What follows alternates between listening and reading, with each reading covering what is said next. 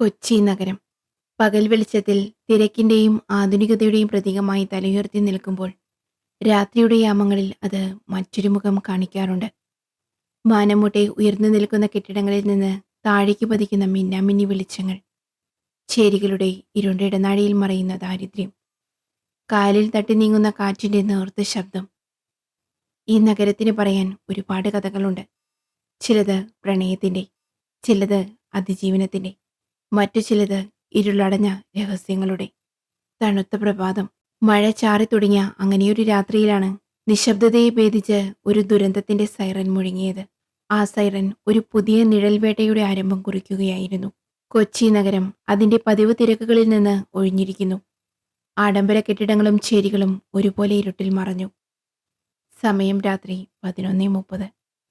പനമ്പള്ളി നഗറിലെ ആൽബിൻ മാത്യുവിന്റെ ആഡംബര വില്ല. മഴ കനത്തു പെയ്യുന്ന ഒരു തണുത്ത രാത്രി. കൊച്ചിയുടെ തെരുവുകൾ വിജനമായിരുന്നു. ആൽബിൻ മാത്യുവിന്റെ വില്ലയുടെ വലിയ ഗേറ്റിന് പുറത്ത് പോലീസ് വാഹനങ്ങളും ആംബുലൻസും അണിനിരന്നിരിക്കുന്നു. ചുവപ്പ് നീല വെളിച്ചങ്ങൾ മഴവെള്ളത്തിൽ പ്രതിഫലിച്ച് വിറങ്ങലിച്ച ആ രാത്രിക്ക് ഒരു ഭീകരമായ ഭംഗി നൽകി. ജനൽച്ചില്ലകളിലൂടെ ഭയത്തോടെ എത്തി നോക്കുന്ന അയൽവാസികൾ. അൻവർ അലി, കൊച്ചി ക്രൈംബ്രാഞ്ചിലെ ഇൻസ്പെക്ടർ, തന്റെ കാർ വില്ലയുടെ ഗേറ്റിന് പുറത്ത് നിർത്തി കുടച്ചൂടി വേഗത്തിൽ അകത്തേക്ക് നടന്നു. അവന്റെ മുഖത്ത് പതിവിലും ഗൗരവം, കണ്ണുകളിൽ കഴിഞ്ഞ കാലത്തിന്റെ ദുരന്തത്തിന്റെ നിഴലും കാണാമായിരുന്നു. 6 വർഷം മുമ്പ് ഒരു വാഹനാപകടത്തിൽ ഭാര്യയും മകളെയും നഷ്ടപ്പെട്ടതിനു ശേഷം ലോകം അവനൊരു ശൂന്യതയായിരുന്നു. ജോലിയാണ് അവന്റെ ഏക അഭയം. അകത്ത് ഹാളിന്റെ നടുവിൽ വില കൂടിയ പേർഷ്യൻ പരവതാനിയിൽ രക്തത്തിൽ കുളിച്ച് ആൽബിൻ മാത്യുവിന്റെ മൃതദേഹം മലർന്നു കിടക്കുന്നു. വയസ്സ് 55. കഴുത്തിൽ ആഴത്തിലുള്ള മുറിവ്, കണ്ണുകൾ തുറിച്ചിരിക്കുന്നു. ഭയം ആ കണ്ണുകളിൽ തളം കെട്ടി നിന്നിരുന്നു. പ്രോസിക്യൂഷൻ ടീമിലെ അംഗങ്ങൾ ഫോട്ടോ എടുക്കുകയും തെളിവുകൾ ശേഖരിക്കുകയും ചെയ്യുന്നു. അൻവർ മൃതദേഹത്തിനടുത്ത് മുട്ടുകുത്തിയിരുന്നു. ആൽബിൻ മാത്യുവിന്റെ കണ്ണുകളിലേക്ക് അവൻ സൂക്ഷിച്ചു നോക്കി. ഇത് ഒരു വ്യക്തിപരമായ കൊലപാതകമാണ് രശ്മി, വളരെ ആസൂത്രിതം. അൻവർ മെല്ലെ എഴുന്നേറ്റ് ചുറ്റും നടന്നു. ഇതൊരു പ്രൊഫഷണൽ കൊലപാതകമാണെന്ന് അൻവറിന് ഉറപ്പായി. സാധാരണക്കാരായ കള്ളന്മാരുടെ രീതിയായിരുന്നില്ല ഇത്. കൊലയാളി ആൽബിൻ മാത്യുവിന് പരിചിതനായിരുന്നിരിക്കണം. അതുകൊണ്ടാകാം യാതൊരു ബലപ്രയോഗവുമില്ലാതെ വീടിനുള്ളിൽ കടക്കാനും കൊലപാതകം നടത്താനും കഴിഞ്ഞത്. അൻവറിന്റെ മനസ്സിൽ 1000 ചോദ്യങ്ങൾ ഉയർന്നു. ആൽബിൻ മാത്യുവിന്റെ ശത്രുക്കൾ ആരെല്ലാം? അയാളുടെ ബിസിനസ് സാമ്രാജ്യത്തിൽ ആർക്കൊക്കെയാണ് സ്വാധീനം? അൻവർ ഓരോ മുറിയിലും ശ്രദ്ധയോടെ നടന്നു. അവന്റെ കണ്ണുകൾ ഒരു സൂക്ഷ്മദർശിനി പോലെ ഓരോ വസ്തുവിലും തങ്ങി നിന്നു. നിലത്ത് വീണ് കിടക്കുന്ന ഒരു ഫോട്ടോ ഫ്രെയിം, സോഫയിലെ ഒരു പുസ്തകം, മേശപ്പുറത്ത് ചിതറിക്കിടക്കുന്ന പേപ്പറുകൾ. അവന്റെ കണ്ണുകൾ ഒരു തെളിവിനായി എല്ലായിടത്തും പരതി. സർ, സ്ഥലത്തൊരു മൽപ്പിടുത്തം നടന്നതായി തോന്നുന്നില്ല. വാതിലുകൾ തകർന്നിട്ടുമില്ല, അലമാരകൾ തുറന്നിട്ടുമില്ല. മോഷണശ്രമമല്ലെന്ന് തോന്നുന്നു. അസിസ്റ്റന്റ് സബ് ഇൻസ്പെക്ടർ രശ്മി തന്റെ നോട്ട്പാഡിൽ കുറിച്ചുകൊണ്ട് അൻവറിന് റിപ്പോർട്ട് ചെയ്തു. രശ്മി, അവൾക്ക് 28 വയസ്സ് മാത്രം പ്രായം. എന്നാൽ വളരെ സമർത്ഥയും വേഗത്തിൽ കാര്യങ്ങൾ ഗ്രഹിക്കുന്നവളുമായിരുന്നു. അവളുടെ മുഖത്ത് പരിഭ്രമത്തേക്കാൾ കൂടുതൽ നിശ്ചയദാർഢ്യം കാണാമായിരുന്നു. സർ, മോഷണശ്രമം നടന്നതായി തോന്നുന്നില്ല. എല്ലാം വളരെ വൃത്തിയായി തന്നെ ഇരിക്കുന്നു, രശ്മി അൻവറിനോട് പറഞ്ഞു. അൻവർ ഒന്ന് തലയാട്ടി. അവന്റെ സംശയങ്ങളെ രശ്മിയുടെ നിരീക്ഷണങ്ങൾ ശരിവച്ചു. ആൽബിൻ മാത്യുവിന്റെ കിടപ്പുമുറിയിൽ വലിയ ചുവരിലെ കണ്ണാടിയിൽ ചുവന്ന മഷിയിൽ വരച്ച ഒരടയാളം അൻവറിന്റെ ശ്രദ്ധയിൽപ്പെട്ടു. രശ്മി, ഈ അടയാളം കണ്ടോ? അൻവർ വിരൽ ചൂണ്ടിയ ഭാഗത്തേക്ക് രശ്മി സൂക്ഷിച്ചു നോക്കി. ഒരു എക്സ് എന്ന അടയാളം. സർ, ഇതിനെന്താണ് അർത്ഥം? അവന്റെ മുഖത്ത് ഒരുതരം നിശ്ചയദാർഢ്യം നിറഞ്ഞു. അൻവർ പറഞ്ഞു, കൊലയാളി ഒരു സന്ദേശം നൽകാൻ ശ്രമിക്കുകയാണ്. ഇത് ഒരു തുടക്കം മാത്രമാണ്. അവന്റെ വാക്കുകളിൽ ഒരു അപകടം പതിയിരിക്കുന്നുണ്ടായിരുന്നു. ആ ആഡംബരമുറിയിലെ വെളുത്ത ചുവരിൽ ചുവന്ന നിറത്തിലുള്ള ആ അടയാളം ഒരു വികൃതമായ ചിത്രമായും അത് അൻവറിന്റെ മനസ്സിൽ ഒരു വലിയ ചോദ്യചിഹ്നമായും അവശേഷിച്ചു. ആ കണ്ണാടിയിൽ പ്രതിഫലിച്ച അവന്റെ രൂപം ഒരു തടവുകാരനെ പോലെ തോന്നി. ഈ കേസ് തന്റെ ഉറക്കം കെടുത്തുമെന്ന് അവൻ അറിയാമായിരുന്നു. അവന്റെ ജീവിതത്തിലെ മറ്റൊരു നിഴലായി ഈ കേസ് മാറുമെന്ന് അവന്റെ ഉള്ളം മന്ത്രിച്ചു. ആൽബിൻ മാത്യുവിന്റെ മുൻ ജീവനക്കാരെയും ബിസിനസ് പങ്കാളികളെയും ചോദ്യം ചെയ്യാനുള്ള ഒരുക്കങ്ങൾ നടന്നു. അയാളുടെ സ്വകാര്യ ജീവിതത്തെക്കുറിച്ചും ബിസിനസ് ഇടപാടുകളെക്കുറിച്ചുമുള്ള വിവരങ്ങൾ ശേഖരിക്കാൻ അൻവർ രശ്മിയോട് നിർദ്ദേശിച്ചു. കൊച്ചി നഗരം അടുത്ത ദിവസം ഉണർന്നത് ഈ കൊലപാതക വാർത്ത കേട്ടുകൊണ്ടായിരുന്നു. പത്രങ്ങളുടെ തലക്കെട്ടുകളിൽ ആൽബിൻ മാത്യുവിന്റെ ചിത്രം നിറഞ്ഞു നിന്നു. നഗരം ഒരുതരം ഭയത്തിൽ മുങ്ങിത്തുടങ്ങി. ഒരു സാധാരണ കൊലപാതകമല്ല ഇത്. ഇതിനു പിന്നിൽ ഒരു വലിയ രഹസ്യമുണ്ടെന്ന് പൊതുജനം സംശയിച്ചു. ആൽബിൻ മാത്യുവിന്റെ കൊലപാതകത്തിന്റെ ചൂടാറും മുമ്പ് നഗരത്തെ ഞെട്ടിച്ച് അടുത്ത വാർത്തയെത്തി. നഗരത്തിലെ പ്രശസ്ത കാർഡിയോളജിസ്റ്റ് ഡോക്ടർ സുരേഷ് കുമാറിനെ അദ്ദേഹത്തിന്റെ സ്വകാര്യ ക്ലിനിക്കിൽ കൊല്ലപ്പെട്ട നിലയിൽ കണ്ടെത്തി. വയസ്സ് 50. അൻവർ സംഭവ സ്ഥലത്തെത്തുമ്പോൾ രശ്മി അവിടെ ഉണ്ടായിരുന്നു. സർ, ഇത് ആൽബിൻ മാത്യുവിന്റെ കേസിനെ പോലെ തന്നെ. ക്ലിനിക്കിൽ അലങ്കോലമായി ഒന്നും തന്നെയില്ല. മോഷണ ശ്രമം നടന്നതായി ഒരു സൂചനയുമില്ല. ക്ലിനിക്കിലെ കാഴ്ചകൾ ആൽബിൻ മാത്യുവിന്റെ വില്ലയിലേതിന് സമാനം. അതേ കൊലപാതക രീതി, കഴുത്തിലെ ആഴത്തിലുള്ള മുറിവ്, മൽപ്പിടുത്തത്തിന്റെ അഭാവം, വാതിൽ തകർക്കപ്പെടാത്ത നിലയിൽ. ഇത്തവണ ഡോക്ടറുടെ ഡയറിയിൽ ചുവന്ന മഷിയിൽ ഒരു ക്രോസ് അടയാളം. ആ ഡയറിയുടെ ആദ്യ പേജിൽ മുകളിൽ വലത്തു കോണിൽ ചുവന്ന മഷിയിൽ വരച്ച ആ അടയാളം തന്നെ നോക്കി ഒരു ഭീകരമായി ചിരിച്ചിരിക്കുന്നത് പോലെ അൻവറിന് തോന്നി. രശ്മി, ഇതൊരു സീരിയൽ കില്ലിംഗ് മോഡലാണ്. ഈ ക്രോസ് അടയാളം തന്നെയാണ് കൊലയാളിയിലേക്ക് എത്താനുള്ള ഏക വഴി, അൻവർ പറഞ്ഞു. അന്ന് വൈകുന്നേരം കമ്മീഷണർ വിജയ് മേനോൻ അൻവറിനെ വിളിപ്പിച്ചു. അൻവർ, ഈ കൊലപാതകങ്ങൾ നഗരത്തിലൊരു വലിയ ഭീതി സൃഷ്ടിച്ചിട്ടുണ്ട്. മാധ്യമങ്ങൾ ഇത് ആഘോഷമാക്കുകയാണ്. എത്രയും പെട്ടെന്ന് പ്രതിയെ പിടികൂടണം. കമ്മീഷണറുടെ ശബ്ദത്തിൽ അക്ഷമയുണ്ടായിരുന്നു. സർ, ഞങ്ങൾ എല്ലാ വഴികളും നോക്കുന്നുണ്ട്. ഈ രണ്ടുപേർക്കും പരസ്പരം യാതൊരു ബന്ധവും കണ്ടെത്താനായിട്ടില്ല, അൻവർ പറഞ്ഞു. അത് നിങ്ങൾ കണ്ടെത്തണം അൻവർ. നിങ്ങൾക്കറിയാലോ, കൊച്ചിയിൽ ഇങ്ങനെയൊരു കൊലപാതകം ഇതുവരെ ഉണ്ടായിട്ടില്ല. ആദ്യമായിട്ടാണ് ഇങ്ങനെയൊന്ന്. ജനങ്ങളാകെ ഭീതിയിലാണ്, കമ്മീഷണർ മുന്നറിയിപ്പ് നൽകി. അൻവർ ടീം മീറ്റിംഗ് വിളിച്ചു. നമ്മൾക്ക് എവിടെയോ തെറ്റുപറ്റിയെന്ന് സംശയമുണ്ട്. ഈ രണ്ടുപേർക്കും തമ്മിൽ എന്തെങ്കിലും ഒരു ബന്ധം ഉണ്ടാകണം. അവരുടെ ഭൂതകാലം, അവരുടെ ശത്രുക്കൾ, അവരുടെ സാമ്പത്തിക ഇടപാടുകൾ എല്ലാം വീണ്ടും മരിച്ചു പറക്കണം, അൻവർ പറഞ്ഞു. പ്രത്യേകിച്ചും ഈ ക്രോസ് അടയാളം. ഇതിനൊരർത്ഥം ഉണ്ടാകും. ഈ കൊലയാളി നമ്മളോട് ഒരു സന്ദേശം നൽകാൻ ശ്രമിക്കുകയാണ്. അന്ന് രാത്രിയിൽ അൻവർ തന്റെ ഓഫീസിലെ മേശപ്പുറത്ത് കൊല്ലപ്പെട്ടവരുടെ ചിത്രങ്ങളും അവരുടെ വിവരങ്ങളും വെച്ച് മണിക്കൂറുകളോളം ഇരുന്നു. അതോടൊപ്പം അവന്റെ മനസ്സിൽ തന്റെ ജീവിതത്തിലെ പഴയ ദുരന്തങ്ങൾ കനത്ത മഴ പോലെ പെയ്തിറങ്ങി. ഈ കേസ് അവന്റെ ഉറക്കം കെടുത്തി. ഇത് വെറുമൊരു കൊലപാതകമല്ലെന്നും ഒരു സീരിയൽ കില്ലിംഗ് ആണെന്നും അൻവറിന് ഉറപ്പായി. അവന്റെ ഉള്ളിൽ ഒരുതരം ഉത്കണ്ഠയും ദേഷ്യവും ഒരുപോലെ നിറഞ്ഞു. കൊലയാളി പോലീസിനെ വെല്ലുവിളിക്കുകയാണ്. അൻവറും രശ്മിയും അടങ്ങുന്ന ടീം രാവും പകലും വിശ്രമമില്ലാതെ പ്രവർത്തിച്ചു. ഉറക്കമില്ലാത്ത രാത്രികൾ അവരെ ശാരീരികമായും മാനസികമായും തളർത്തി. കൊല്ലപ്പെട്ടവരുടെ കുടുംബങ്ങളെയും സുഹൃത്തുക്കളെയും അവർ ചോദ്യം ചെയ്തു. ആൽബിൻ മാത്യുവിന്റെ ബിസിനസ് പങ്കാളിയെയും ഡോക്ടർ സുരേഷ് കുമാറിന്റെ സഹപ്രവർത്തകരെയും അവർ ഒരുപാട് ചോദ്യം ചെയ്തു. അവരുടെ സാമ്പത്തിക ഇടപാടുകൾ, വ്യക്തിപരമായ പ്രശ്നങ്ങൾ, ശത്രുക്കൾ എല്ലാം അരിച്ചുപെറുക്കി. പക്ഷേ ഒരു ബന്ധവും കണ്ടെത്താനായില്ല. ആൽബിൻ മാത്യുവും ഡോക്ടർ സുരേഷ് കുമാറും പരസ്പരം അറിയുന്നതായി പോലും വിവരമില്ലായിരുന്നു. ഇത് അൻവറിനെ വല്ലാതെ കുഴപ്പത്തിലാക്കി. യാതൊരു ബന്ധവുമില്ലാത്ത രണ്ട് പ്രമുഖ വ്യക്തികളെ ഒരേ രീതിയിൽ കൊല്ലാൻ കൊലയാളിക്ക് എന്ത് ലക്ഷ്യമാണുള്ളത്? ഈ കൊലപാതകങ്ങൾക്ക് പിന്നിൽ ഒരു വ്യക്തമായ ലക്ഷ്യമുണ്ടായിരിക്കണം. പക്ഷേ എന്താണത്? അൻവർ തന്റെ ടീമിനെ വിളിച്ച് എല്ലാ സാധ്യതകളും അവർ ചർച്ച ചെയ്തു. കൊല്ലപ്പെട്ടവരുടെ ഫോൺ കോളുകൾ, ഇമെയിലുകൾ, ബാങ്ക് അക്കൗണ്ട് എല്ലാം അവർ വീണ്ടും വീണ്ടും പരിശോധിച്ചു. കൊലയാളി എന്തെങ്കിലും ഒരു തെളിവ് അവശേഷിപ്പിച്ചിട്ടുണ്ടാകണം എന്ന് അൻവർ വിശ്വസിച്ചു. രണ്ടാമത്തെ കൊലപാതകം നഗരത്തിൽ വലിയ കോളിളക്കം സൃഷ്ടിച്ചു. ആളുകൾക്ക് പുറത്തിറങ്ങാൻ ഭയമായി. ഇത് പോലീസിന്റെ പ്രതിച്ഛായയ്ക്ക് വലിയ കോട്ടം വരുത്തി. അൻവറിന് കൂടുതൽ ഉത്തരവാദിത്തം വർദ്ധിച്ചു. അടുത്ത ദിവസവും മൂന്നാമത്തെ കൊലപാതകവും സംഭവിച്ചിരിക്കുന്നു. നഗരം വീണ്ടും ഞെട്ടി. അടുത്ത ഇര പ്രമുഖ മൾട്ടിനാഷണൽ കമ്പനിയുടെ സിഇഒ സൂസൻ ഫിലിപ്പ്, 48 വയസ്സ്. അവരുടെ ആഡംബര ഫ്ളാറ്റിൽ വെച്ച് അതേ കൊലപാതക രീതിയിൽ അവൾ കൊല്ലപ്പെട്ടു. ഇത്തവണയും ക്രോസ് അടയാളം. അവളുടെ ഡയറിയിലാണ് ആ അടയാളം കണ്ടെത്തിയത്. സൂസൻ ഫിലിപ്പിന്റെ ശരീരത്തിൽ മൽപ്പിടുത്തത്തിന്റെ ലക്ഷണമുണ്ടായിരുന്നില്ല. കഴുത്തിൽ ആഴത്തിലുള്ള മുറിവ്. അൻവറിന്റെ സംശയങ്ങൾ കൂടുതൽ ഉറച്ചു. ഇത് കേവലം ഒരു യാദൃശ്ചികതയല്ല. ഇതിനു പിന്നിൽ ഒരു വലിയ ഗൂഢാലോചനയുണ്ട്. ഈ 3 പേർക്കും ഒരു ബന്ധവുമില്ലെന്ന് പറയുന്നത് ഒട്ടും ശരിയല്ല. നമ്മൾ ആ ബന്ധം കണ്ടെത്തേണ്ടിയിരിക്കുന്നു. രശ്മി നിസ്സഹായതയോടെ തലയാട്ടി. സർ, ഞാൻ അവരുടെ ജീവിതത്തിലെ ഓരോ ഘട്ടവും പരിശോധിച്ചു. ഒരു ചെറിയ ബന്ധം പോലും കണ്ടെത്താനായില്ല. അവരുടെ ബിസിനസ് മേഖലകൾ പോലും വളരെ വ്യത്യസ്തമാണ്. സാമൂഹിക പശ്ചാത്തലവും വ്യത്യസ്തമാണ്. പൊതുവായ ഒന്നും കണ്ടെത്താൻ കഴിഞ്ഞില്ല. പെട്ടെന്ന് അവന്റെ മനസ്സിൽ ചില കാര്യങ്ങൾ മിന്നിമറഞ്ഞു. ഇത് ചിലപ്പോൾ അവരുടെ ഇപ്പോഴത്തെ ജീവിതത്തെക്കുറിച്ചായിരിക്കില്ല, മറിച്ച് അവരുടെ ഭൂതകാലത്തെക്കുറിച്ചായിരിക്കുമോ? ചിലപ്പോൾ വർഷങ്ങൾക്ക് മുമ്പ് നടന്ന എന്തെങ്കിലും ഒരു സംഭവത്തെക്കുറിച്ചായിരിക്കുമോ? ആൽബിൻ മാത്യുവിന്റെ കേസ്. ആൽബിൻ മാത്യുവിനെ കൊന്ന ശേഷം കുറ്റവാളി ക്രോസ് അടയാളം വരച്ചത് അദ്ദേഹത്തിന്റെ ബിസിനസ് രേഖകൾ സൂക്ഷിച്ചിരുന്ന ഫയൽ ക്യാബിനറ്റിന്റെ കണ്ണാടിയിലായിരുന്നു. ഈ രേഖകളിൽ കൂടുതലും റിയൽ എസ്റ്റേറ്റ് ഇടപാടുമായി ബന്ധപ്പെട്ടതായിരുന്നു. രണ്ടാമത്തെ ഡോക്ടർ സുരേഷ് കുമാറിന്റെ കേസ്. ഡോക്ടറിനെ കൊന്ന ശേഷം ക്രോസ് അടയാളം അദ്ദേഹത്തിന്റെ ഡയറിയിലെ സാമ്പത്തിക ഇടപാടുകൾ രേഖപ്പെടുത്തിയ പേജിന് സമീപമായിരുന്നു. ഡോക്ടറുടെ ക്ലിനിക്കിലെ രോഗികളുടെ രേഖകളോടൊപ്പം ചില നിക്ഷേപങ്ങളെക്കുറിച്ചുള്ള വിവരങ്ങളും അതിലുണ്ടായിരുന്നു. സൂസൻ ഫിലിപ്പിന്റെ കേസ്. സൂസൻ ഫിലിപ്പിനെ കൊന്ന ശേഷം ക്രോസ് അടയാളം അവളുടെ സ്വകാര്യ ഡയറിയിലെ പ്രോജക്ട് ഫയൽ എന്ന് രേഖപ്പെടുത്തിയ ഒരു പേജിനടുത്തായിരുന്നു.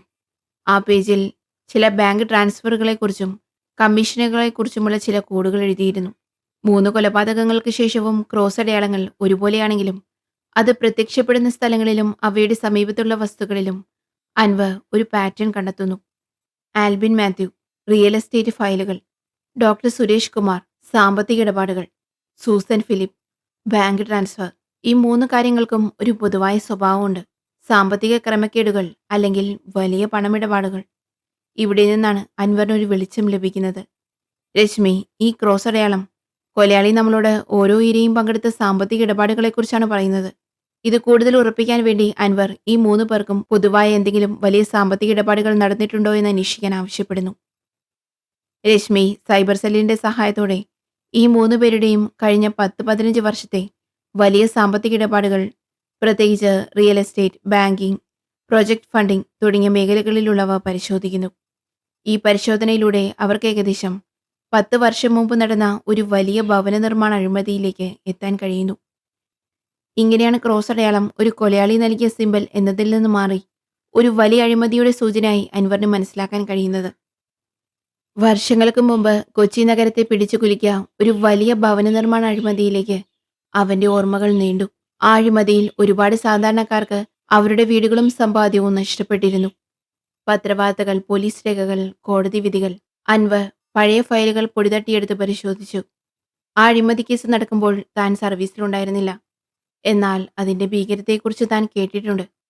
മണിക്കൂറുകളോളം നീണ്ട പരിശോധനയ്ക്കൊടുവിൽ അവൻ ഞെട്ടിക്കുന്നൊരു സത്യം കണ്ടെത്തി. Albin Mathew, doctor Suresh Kumar, Susan Philip, ഇവർ 3 പേരും ആ അഴിമതി കേസിൽ ഉൾപ്പെട്ടിരുന്നു. ആൽബിൻ മാത്യു ഒരു പ്രധാന ബിൽഡറായിരുന്നു, അഴിമതിക്ക് പിന്നിലെ പ്രധാന സൂത്രധാരൻ. ഡോക്ടർ സുരേഷ് കുമാർ അഴിമതിയിൽ പങ്കാളിയായ ഒരു ബാങ്കിലെ ഡയറക്ടറായിരുന്നു. വ്യാജരേഖകൾ ഉപയോഗിച്ച് ലോണുകൾ അനുവദിക്കാൻ അദ്ദേഹം സഹായിച്ചിരുന്നു. സൂസൻ ഫിലിപ്പ് അഴിമതിക്ക് ആവശ്യമായ വ്യാജരേഖകൾ തയ്യാറാക്കാൻ സഹായിച്ച ലീഗൽ കൺസൾട്ടന്റ് ആയിരുന്നു. ഈ കണ്ടെത്തൽ അൻവറിന്റെ ഉള്ളിൽ ഒരു പുതിയ വെളിച്ചം നിറച്ചു. ഇതൊരു പ്രതികാര കൊലപാതകമാണ്.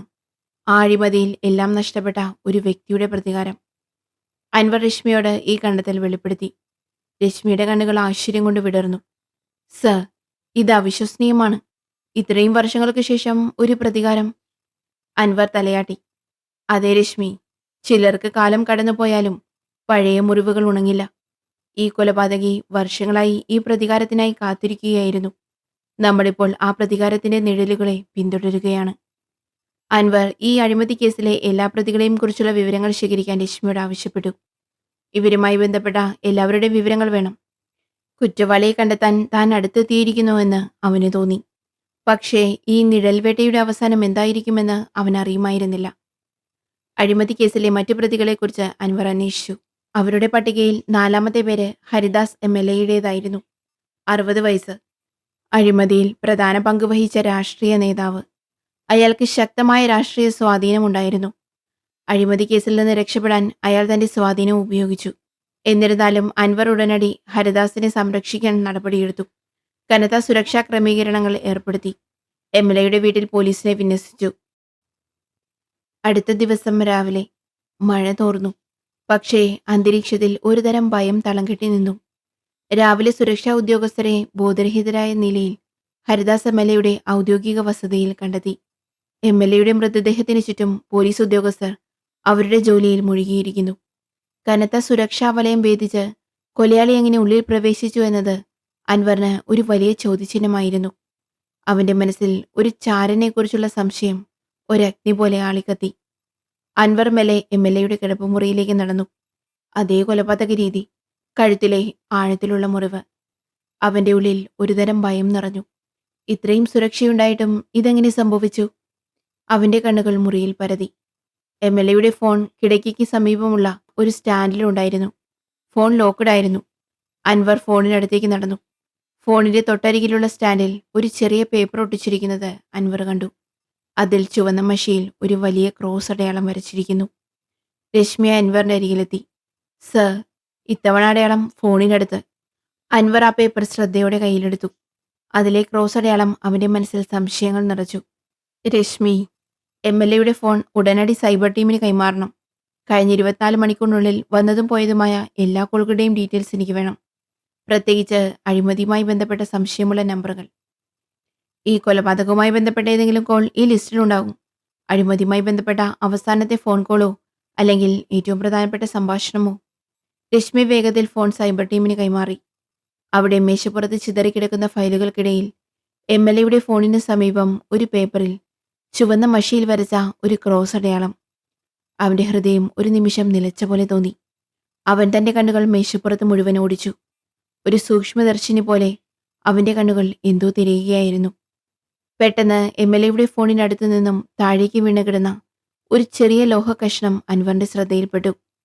അതൊരു ചെറിയ പെൻഡന്റ് ആയിരുന്നു.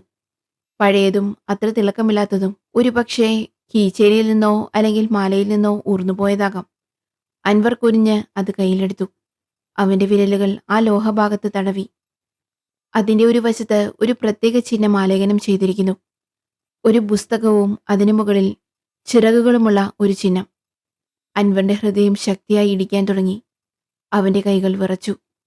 ആ ചിഹ്നം അവന്റെ മനസ്സിൽ ഒരു മിന്നൽ പിണർ പോലെ കടന്നുപോയി. ഇത് അവൻ അറിയാതെ മന്ത്രിച്ചു. അസിസ്റ്റന്റ് സബ് ഇൻസ്പെക്ടർ രശ്മി അൻവറിന്റെ അടുത്തുണ്ടായിരുന്നു. സർ, എന്താ ഇത്? ഒരു പഴയ ലോക്കറ്റാണെന്ന് തോന്നുന്നു. കൊലയാളിക്കറിയാതെ അവന്റെ കയ്യിൽ നിന്ന് നഷ്ടപ്പെട്ടതായിരിക്കുമോ? അൻവർ രശ്മിയുടെ ചോദ്യം കേട്ടില്ല. അവന്റെ കണ്ണുകൾ ആ പെൻഡന്റിൽ ഉറച്ചുനിന്നു. അവന്റെ മനസ്സിൽ 15 വർഷങ്ങൾക്ക് മുമ്പുള്ള തന്റെ കോളേജ് കാലഘട്ടം തെളിഞ്ഞു വന്നു. ചിരിച്ചുകൊണ്ട് തന്നോടൊപ്പം നടന്ന ഒരു കൂട്ടുകാരന്റെ മുഖം അവന്റെ മനസ്സിൽ തെളിഞ്ഞു. സർ, രശ്മി വീണ്ടും വിളിച്ചു. അൻവർ പതിയെ തലയുയർത്തി രശ്മിയെ നോക്കി. അവന്റെ കണ്ണുകളിൽ ഭയവും സങ്കടവും ഒരുമിച്ച് നിഴലിച്ചിരുന്നു. രശ്മി, ഈ ചിഹ്നം, ഇത് ഞാൻ പഠിച്ച കോളേജിലെ പൂർവ്വ വിദ്യാർത്ഥി സംഘടനയുടെ ചിഹ്നമാണ്. ഇത് ഞങ്ങൾക്കന്ന് സമ്മാനമായി കിട്ടിയതാണ്. രശ്മി ഞെട്ടിപ്പോയി. അയ്യോ, പക്ഷേ കൊലയാളിക്ക് ഇതെങ്ങനെ? ഇത് അവിടെ പഠിച്ച ഒരാൾ. ആരാണ് സാർ അത്? രശ്മി ആകാംക്ഷയോട് ചോദിച്ചു. അൻവർ കണ്ണുകൾ അടച്ചു. അവന്റെ മനസ്സിൽ ആ അഴിമതി കേസിന്റെ രേഖകളിലെ ചിത്രം തെളിഞ്ഞു വന്നു. അന്ന് എല്ലാം നഷ്ടപ്പെട്ട് നിസ്സഹായനായി നിന്ന ഒരു ചെറുപ്പക്കാരന്റെ ചിത്രം. രതീഷ്. അൻവർ പതിയെ മന്ത്രിച്ചു. അവന്റെ ശബ്ദത്തിൽ വേദനയും ഒരുതരം തിരിച്ചറിയലിന്റെ ഭാരവും കലർന്നിരുന്നു. അതേ രശ്മി, ആ അഴിമതി കേസിൽ അവന്റെ കുടുംബത്തിന് എല്ലാം നഷ്ടപ്പെട്ടു. മാതാപിതാക്കൾ ആത്മഹത്യ ചെയ്തു. അവന്റെ സഹോദരിക്ക് ഭ്രാന്തായി. അവന്റെ ലോകം തന്നെ തകർന്നുപോയി. അന്ന് അവൻ എങ്ങോട്ടോ പോയതാണ്, അൻവർ പറഞ്ഞു. അവന്റെ കണ്ണുകളിൽ നിന്ന് ഒരു തുള്ളി കണ്ണുനീർ ആ പെൻഡന്റിലേക്ക് ഇറ്റി വീണു. ഈ കൊലപാതകങ്ങൾ ആസൂത്രണം ചെയ്ത ബുദ്ധിശക്തി, അതെല്ലാം രതീഷിൻ്റെതാണ്, അൻവർ പറഞ്ഞു. അൻവറിന്റെ മനസ്സിൽ ഭയവും ദേഷ്യവും സങ്കടവും ഒരുമിച്ച് നിറഞ്ഞു. തന്റെ സുഹൃത്ത് ഇങ്ങനെയൊരു കുറ്റവാളിയായി മാറിയെന്ന് വിശ്വസിക്കാൻ അവന് കഴിഞ്ഞില്ല. നീതിക്കായി പോരാടുന്ന തനിക്ക് തന്റെ സുഹൃത്തിനെ നിയമത്തിന് മുന്നിൽ കൊണ്ടുവരേണ്ടി വരും. അവന്റെ ഉള്ളിൽ ഒരു വലിയ സംഘർഷം നടന്നു. ഈ പെൻഡന്റ് വെറൊരു തുമ്പായിരുന്നില്ല. അതവന്റെ ജീവിതത്തിലെ ഒരു ദുരന്തത്തിന്റെ അടയാളം കൂടിയായിരുന്നു. അപ്പോൾ അടുത്ത ഇരാരാണെന്ന് അവൻ അറിയാമായിരിക്കും, അല്ലേ സർ? രശ്മി ചോദിച്ചു. അൻവർ പെൻഡന്റ് മുറുകെ പിടിച്ചു. അതെ, അവനറിയാം. അഴിമതി കേസിലെ അവസാനത്തെ കണ്ണി. എന്റെ അടുത്ത സുഹൃത്ത് ജോസഫ് വർഗീസ്. അവന്റെ കണ്ണുകളിൽ ഒരുതരം നിശ്ചയദാർഢ്യം നിറഞ്ഞു. രശ്മി, വേഗം നമുക്ക് ജോസഫിന്റെ അടുത്തേക്ക് പോകണം. ചാരൻ ആരാണെന്നും അൻവറിന് മനസ്സിലായി. ഹരിദാസ് MLAയുടെ വീട്ടിലെ ഒരു പഴയ സുരക്ഷാ ജീവനക്കാരൻ. രതീഷിന്റെ കുടുംബാംഗം. അയാൾ രതീഷിനെ സഹായിക്കുകയായിരുന്നു. അൻവറിന് താൻ തന്റെ സഹപ്രവർത്തകരെ സംശയിച്ചതിൽ കുറ്റബോധമുണ്ടായി. താൻ സംശയിച്ച ടീം അംഗങ്ങൾ നിരപരാധികളായിരുന്നു. രതീഷിന്റെ ഓരോ നീക്കവും അവൻ മുൻകൂട്ടി കണ്ടു. അൻവർ രതീഷിന്റെ പിന്നാലെ പോവുകയായിരുന്നു. പക്ഷേ ഒരു കുറ്റവാളി എന്നതിലുപരി നഷ്ടപ്പെട്ട തന്റെ സുഹൃത്തിനെ കണ്ടെത്താനാണ് അവൻ ആഗ്രഹിച്ചത്. രതീഷ് ആസൂത്രണം ചെയ്ത ഓരോ കൊലപാതകവും വർഷങ്ങളായി അവന്റെ ഉള്ളിൽ കത്തിയെരിയുന്ന പ്രതികാരത്തിന്റെ തീയായിരുന്നു. അൻവറിന് രതീഷിനോട് ദേഷ്യത്തെക്കാൾ കൂടുതൽ സഹതാപം തോന്നി. സമയം രാത്രി 1 മണി. ജോസഫ് വർഗീസിന്റെ വീട്, പാലാരിവട്ടം. അഴിമതി കേസിലെ എല്ലാ പ്രധാന കണ്ണികളും കൊല്ലപ്പെട്ട് കഴിഞ്ഞിരുന്നു. പക്ഷേ രതീഷ് തന്റെ പ്രതികാരം പൂർത്തിയാക്കിയിട്ടില്ലെന്ന് അൻവറിന് അറിയാമായിരുന്നു. അഴിമതി കേസിന്റെ രേഖകളിൽ അവസാനം ഒപ്പുവെച്ച ഒരാൾ, ആ കേസിലെ ഒരു പ്രധാന സാക്ഷി, അന്ന് തെളിവുകൾ ഇല്ലാതാക്കാൻ സഹായിച്ച ഒരാൾ, ഇപ്പോൾ നഗരത്തിലെ ഒരു പ്രമുഖ എഞ്ചിനീയറായ ജോസഫ് വർഗീസ്. ജോസഫ് വർഗീസ് അൻവറിന്റെ അടുത്ത സുഹൃത്തായിരുന്നു. അവനും തന്റെ കുടുംബവും തമ്മിൽ വർഷങ്ങളായുള്ള സൗഹൃദമുണ്ട്. അൻവർ രശ്മിയെ വിളിച്ചു. രശ്മി, ജോസഫ് വർഗീസിന്റെ വീട്ടിലേക്ക് ഉടനടി പോണം. അവന്റെ ജീവൻ അപകടത്തിലാണ്. ഒരു സെക്കൻഡ് പോലും വഴക്കരുത്. രശ്മി അവന്റെ ശബ്ദത്തിലെ തീവ്രത മനസ്സിലാക്കി. സർ, ഞാനിപ്പോൾ ഇറങ്ങാം. അൻവർ തന്റെ ജീപ്പിൽ കുതിച്ചു പാഞ്ഞു. അവന്റെ നെറ്റിയിൽ വിയർപ്പ് പൊടിഞ്ഞു. ദൈവമേ, എന്റെ സുഹൃത്തിനൊന്നും സംഭവിക്കില്ലേ, അവൻ പ്രാർത്ഥിച്ചു. മഴ പെയ്തു തോർന്ന കൊച്ചിയുടെ വിജനമായ തെരുവുകളിലൂടെ അവന്റെ ജീപ്പ് പറന്നു. അവന്റെ ഹൃദയം അസാധാരണമായി ഇടിക്കാൻ തുടങ്ങി. ജോസഫിന്റെ വീട്ടിലെത്തിയപ്പോൾ അൻവർ കണ്ടത് ഭയാനകമായ ഒരു കാഴ്ചയായിരുന്നു. ജോസഫ് വർഗീസ് ഹാളിൽ ഒരു ശില കണക്കെ പേടിച്ചു മരവിച്ചു നിൽക്കുന്നു. അവന്റെ തൊട്ടരികിൽ കയ്യിലൊരു വലിയ കത്തിയുമായി രതീഷ്. അവന്റെ കണ്ണുകളിൽ ഭ്രാന്തമായൊരു തിളക്കം. രതീഷിന്റെ ശരീരമാകെ ചെളി പുരണ്ടിരുന്നു. മുടിയും താടിയും ജടപിടിച്ചിരിക്കുന്നു. വർഷങ്ങളുടെ വേദന അവനെ ഒരു ഭീകരജീവിയാക്കി മാറ്റിയിരുന്നു. രതീഷ്, നിർത്ത്! അൻവർ അലറി. രതീഷ് അൻവറിനെ നോക്കി. അവന്റെ മുഖത്ത് ഒരു നേരിയ പുഞ്ചിരി വിടർന്നു. അത് സങ്കടവും രോഷവും നിറഞ്ഞതായിരുന്നു. അൻവർ, നീ വരുമെന്ന് എനിക്കറിയായിരുന്നു. നീ എങ്ങനെ ഒരു ക്രിമിനലായി മാറി രതീഷ്? അൻവറിന്റെ ശബ്ദം ഇടറി. രതീഷിന്റെ കണ്ണുകൾ നിറഞ്ഞു. ക്രിമിനലോ? നീതി നിഷേധിക്കപ്പെട്ട ഒരാൾക്ക് വേണ്ടി ഞാൻ നീതി നടപ്പാക്കുകയായിരുന്നു. അൻവർ, എന്റെ മാതാപിതാക്കൾ, എന്റെ സഹോദരി, അവരുടെ നിലവിളിയൊന്നും ആരും കേട്ടില്ല. ഈ നഗരം അവരെ ഇപ്പോൾ മറന്നു. പക്ഷെ ഞാൻ മറന്നിട്ടില്ല. രതീഷ് മുന്നോട്ട് നടന്നു. ജോസഫ് ഭയന്ന് പിന്നോട്ട് നീങ്ങി. രതീഷിന്റെ വാക്കുകളിൽ വർഷങ്ങൾ കാത്തുവെച്ച വേദനയുടെ അഗ്നി ആളിപ്പടർന്നു. ജോസഫ് വർഗീസ്, ഇവനും ആ അഴിമതിയുടെ ഭാഗമായിരുന്നു. ഇവൻ ഒപ്പിട്ടുകൊടുത്ത രേഖകളാണ് എന്റെ മാതാപിതാക്കളെ മരണത്തിലേക്ക് തള്ളിവിട്ടത്. ജോസഫ് ഭയന്നു വിറച്ചു. ജോസഫ് പറഞ്ഞു, രതീഷേ, ഞാൻ അറിയാതെ ചെയ്താണ്. അന്നെനിക്ക് കാര്യങ്ങളൊന്നും അറിയില്ലായിരുന്നു. നിനക്കറിയില്ലായിരുന്നു. നിന്റെ ഒരു ഒപ്പ് മതിയായിരുന്നു ഒരുപാട് പേരുടെ ജീവിതം തകർക്കാൻ. രതീഷ് അലറി. നീതിക്ക് വേണ്ടി കാത്തിരുന്ന് പരാജയപ്പെട്ട് എന്റെ മാതാപിതാക്കൾ മരിച്ചു. എന്റെ സഹോദരിക്ക് ഭ്രാന്തായി. എന്റെ ലോകം നശിപ്പിച്ചവരെ ഞാൻ വെറുതെ വിടുമെന്ന് കരുതിയോ? ഈ ജോസഫാണ് അവസാനത്തെ ആൾ. അന്ന് എല്ലാ രേഖകളും മാറ്റിയെഴുതിയവൻ. ഇവനെ കൂടി കൊന്നാൽ എന്റെ പ്രതികാരം പൂർത്തിയാകും. രതീഷ്, നീ ഇപ്പോൾ ചെയ്യാൻ പോകുന്നത് തെറ്റാണ്. നിയമം നിനക്ക് നീതി നൽകും. നിയമമോ? ആ നിയമം എവിടെയായിരുന്നു അൻവർ? എന്റെ മാതാപിതാക്കൾ മരിച്ചപ്പോൾ, എന്റെ സഹോദരിക്ക് ഭ്രാന്തായി അലഞ്ഞപ്പോൾ ഈ നഗരത്തിലെ ഒരു നിയമവും അന്നെന്നെ സഹായിച്ചില്ല. രതീഷ് കത്തി ഉയർത്തി. ഒരു വശത്ത് നിയമം കാത്തു സൂക്ഷിക്കാൻ ബാധ്യസ്ഥനായ അൻവർ, മറുവശത്ത് നീതി നിഷേധിക്കപ്പെട്ട ഒരു വ്യക്തിയുടെ പ്രതികാരം. അൻവറും രതീഷും തമ്മിൽ ഒരു സംഘർഷം നടന്നു. വാക്കുകൾ കൊണ്ട് തുടങ്ങിയ ആ പോരാട്ടം പിന്നീട് കയ്യാങ്കളിയിലേക്ക് നീണ്ടു. അൻവർ രതീഷിന്റെ അടുത്തേക്ക് ചാടി. ഒരു തീവ്രമായ മൽപ്പിടുത്തം നടന്നു. അൻവർക്ക് തന്റെ സുഹൃത്തിനെ വേദനിപ്പിക്കാൻ കഴിഞ്ഞില്ല. പക്ഷേ നിയമം അവനെ അതിന് നിർബന്ധിച്ചു. അവന്റെ ഉള്ളിലെ പോരാളി ഉണർന്നു. രതീഷിന്റെ ആക്രമണത്തിൽ അൻവറിന് ചെറിയ പരിക്കുകൾ പറ്റി. രശ്മി പിന്നിൽ നിന്ന് രതീഷിന്റെ മുട്ടിന് താഴെ ഷൂട്ട് ചെയ്തു. അവസാനം രതീഷ് നിലത്തു വീണു. ഒടുവിൽ രതീഷിനെ കീഴ്പ്പെടുത്തി അൻവർ വിലങ്ങുവെച്ചു.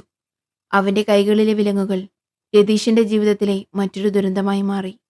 അവൻ അൻവറിന്റെ കണ്ണുകളിലേക്ക് നോക്കി. അവന്റെ കണ്ണുകളിൽ ഒരുതരം ശൂന്യതയായിരുന്നു. അവൻ ദൂരേക്ക് എവിടെയോ മിഴിച്ചു നോക്കുന്നുണ്ടായിരുന്നു. പുലർച്ചെ കൊച്ചി നഗരം ശാന്തമായി. മഴ തോർന്ന് മാനത്ത് നക്ഷത്രങ്ങൾ തെളിഞ്ഞിരുന്നു. രതീഷിനെ പോലീസ് കസ്റ്റഡിയിലെടുത്തു. അവന്റെ കണ്ണുകളിൽ ദുരന്തം വിതച്ച പ്രതികാരത്തിന്റെ അഗ്നി കെട്ടടങ്ങിയിരുന്നില്ല. അൻവറിന്റെ മനസ്സിൽ ഭാരമായിരുന്നു. താൻ പിടികൂടിയത് ഒരു കുറ്റവാളിയെ മാത്രമല്ല, നീതി നിഷേധിക്കപ്പെട്ട ഒരു മനുഷ്യനെ കൂടിയായിരുന്നു എന്ന് അവനറിയാമായിരുന്നു. അഴിമതി കേസിലെ മുഴുവൻ വിവരങ്ങളും രതീഷ് വെളിപ്പെടുത്തി. അവൻ നൽകിയ തെളിവുകളുടെ അടിസ്ഥാനത്തിൽ കൂടുതൽ പേരെ നിയമത്തിന് മുന്നിൽ കൊണ്ടുവരാൻ പോലീസിന് സാധിച്ചു. രാഷ്ട്രീയത്തിലെയും ബിസിനസ് ലോകത്തിലെയും പല പ്രമുഖരും നിയമത്തിന്റെ മുന്നിലെത്തി.